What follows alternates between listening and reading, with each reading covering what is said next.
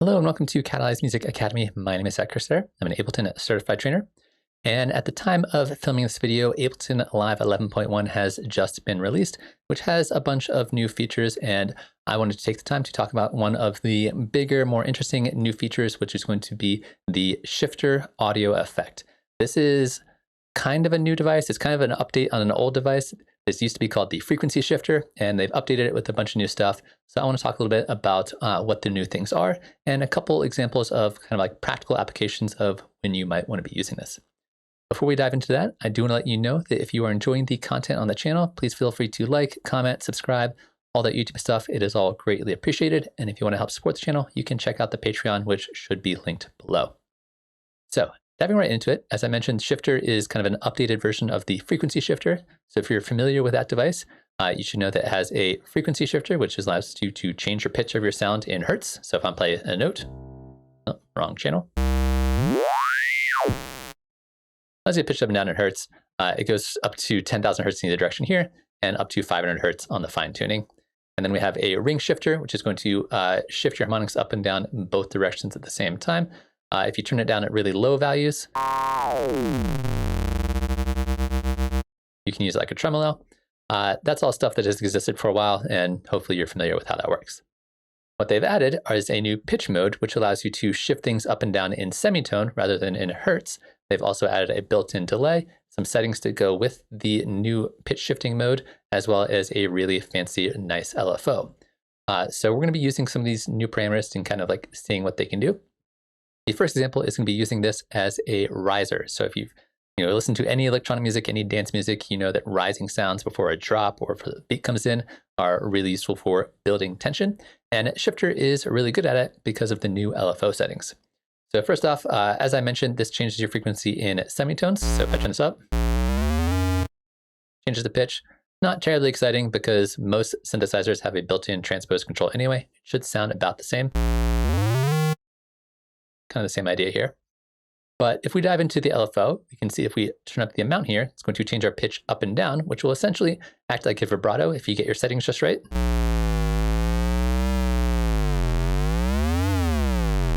We can change the amount here and the rate here,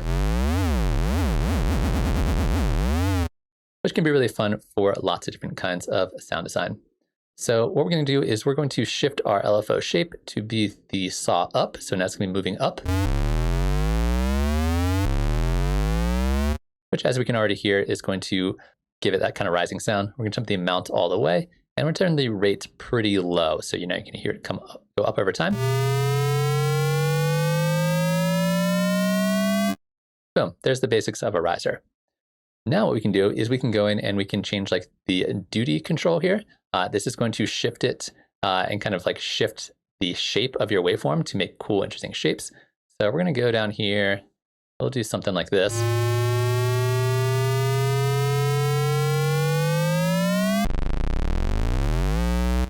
So we get to like cool, interesting shapes that way.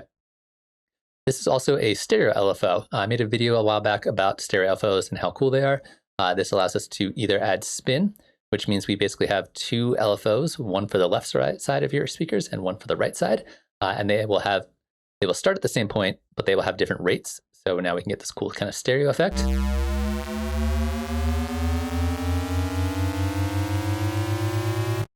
I think sounds pretty awesome. Or we can switch this to phase mode, which means they have the same rate, but they start at different points. So we could have them like just barely offset each other, which is kind of cool.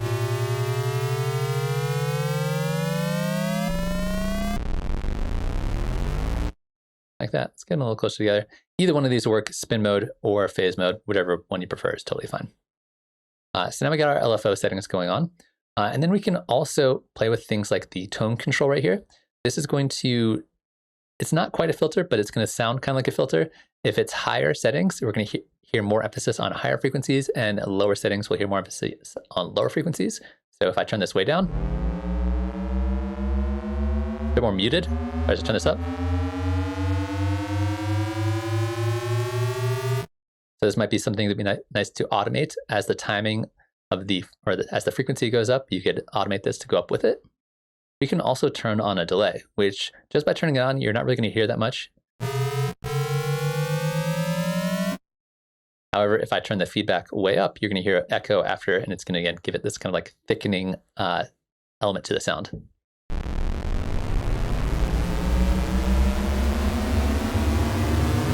And if I let go,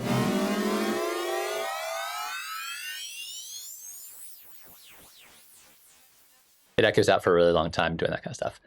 So you can tweak these settings to your heart's content, give it more feedback, play with the timing, play with the tone controls, but it's a really easy way. You can just send any sound through this. I'm just using a saw wave here, but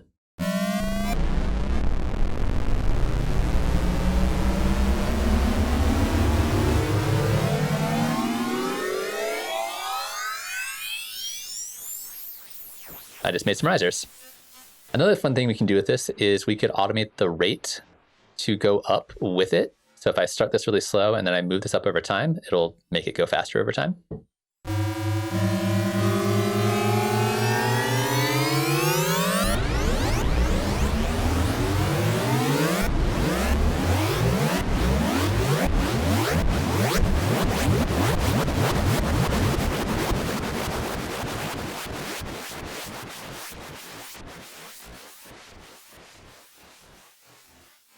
A lot of fun, interesting, creative options there, depending on how you want to play around with it. But check it out. It's definitely worth diving into if you are tired of using sample library risers. Start making your own. This is a fantastic way to do it. You can combine this with other effects, toss some reverb, toss some distortion on there, and get some like really cool, interesting sounds. So that's example number one of ways to use the new shifter. Another example is going to be using it for kind of like lo-fi piano sounds. So as I mentioned earlier, the LFO here could act like a vibrato. So we can use this to create some, not just vibrato, but like really interesting, subtle, kind of lo-fi vibrato. So we're gonna start with just the piano. Sounds a little like that.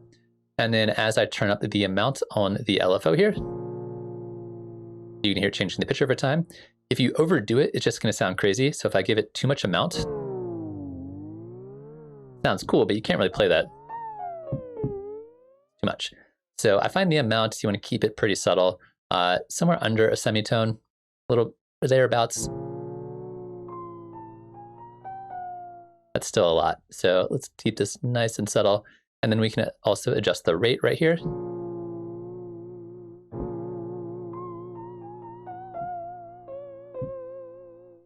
Again, finding the right amount and rate is totally up to you, because too much, it sounds not so good. So we're going to keep the rate, I don't know, like 1 to 2 hertz.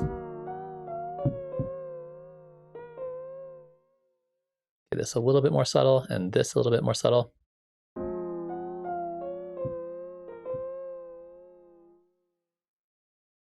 A little bit less here, a little less here. And then we can also, once again, get our different LFO shapes involved. We can get, different phase or spin controls. So that will also make it sound more stereo.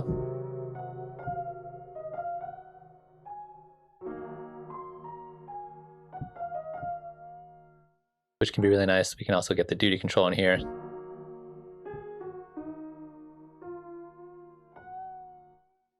Something like that might be a good place to get started. And these controls can be like just barely moving, and you can still get a lot of that like little really nice kind of subtle stereo vibrato in there. And then of course from here we could attach on like a little bit of like vinyl distortion, turn up the crack a little bit, give it a little bit of pinch, a little bit more of the tracing.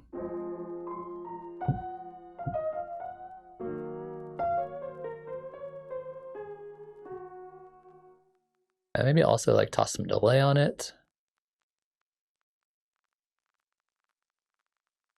Do something like this.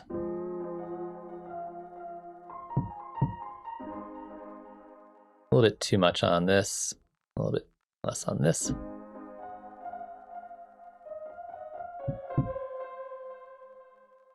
Maybe less delay. You get the idea though.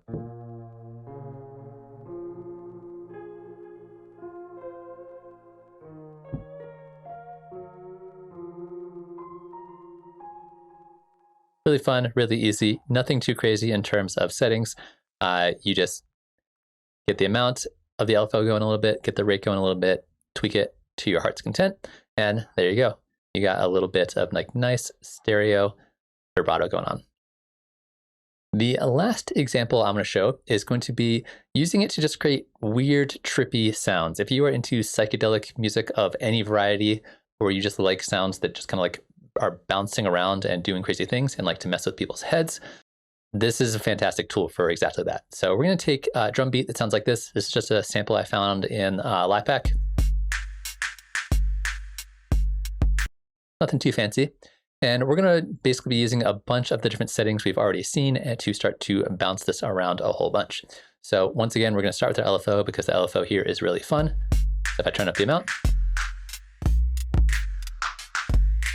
So by changing the pitch, it makes it sound like it's speeding up and slowing down. Once again, we can add some spin to it.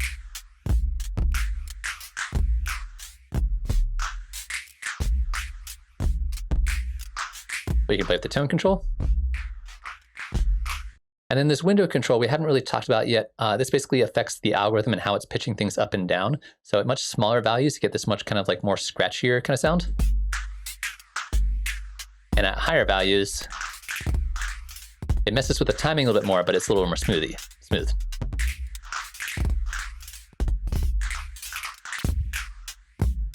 And of course, we can add in some delay. So we're getting some like cool, interesting, weird combination of pitch and timing all changing at the same time.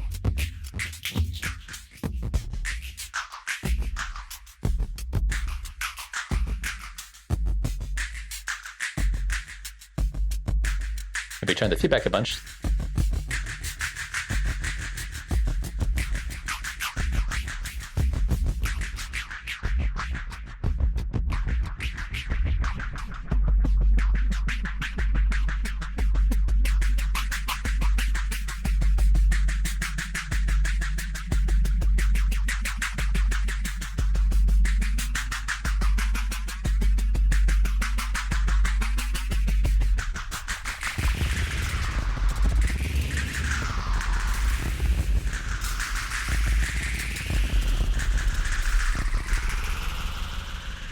yeah, there's not any like specific example of how I would use this. It's more just kind of like tweak these settings forever, and you get lots of cool, interesting, trippy sounds with it. And you can, of course, resample that to audio.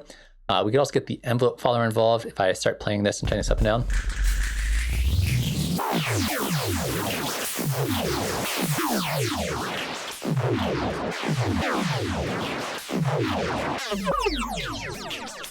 It gets real crazy real fast.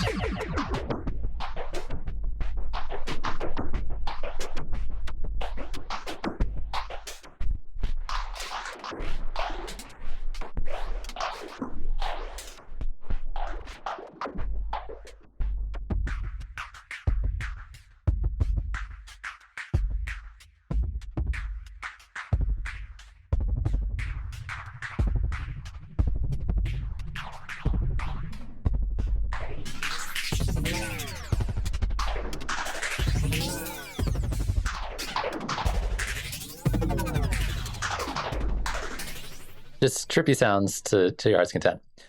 So that's going to be the third and final example for this video in terms of how I might actually use Shifter in a song, just to make some cool, interesting, atmospheric background sounds, ear candy, just weird stuff. Take whatever you want, run it through that. Maybe some vocals. I find percussion works really well because you get the rhythmic kind of bouncing around and the time shifting that sounds really cool and interesting. So this is going to be the three examples that I'm going to cover today in this video.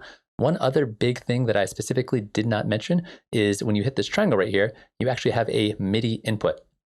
So like a MIDI sidechain, this is one of only a handful of devices in Live that can do this. So essentially, when you turn this on, you can send MIDI from another track into the shifter, and it will control this coarse frequency control and pitch it up and down for you, which allows you to do some cool, interesting stuff.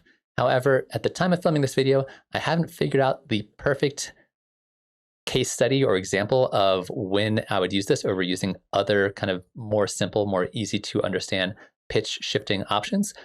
So once I figure that out, once I find a cool example of how I'm actually going to be using this feature, I'll probably make a separate video for that just by itself. But keep an eye out for that. That's going to be it for this video. Hopefully you enjoyed watching that. Try out Shifter. It's a weird one. It's super kind of crazy and interesting, and it's not great for kind of like maintaining the sonic integrity of a sound, but it's great for just making weird noises or adding little subtle amounts of like pitch shifting to your sound. So hopefully you enjoyed watching that, and I will see you again in the next video. Thanks for watching.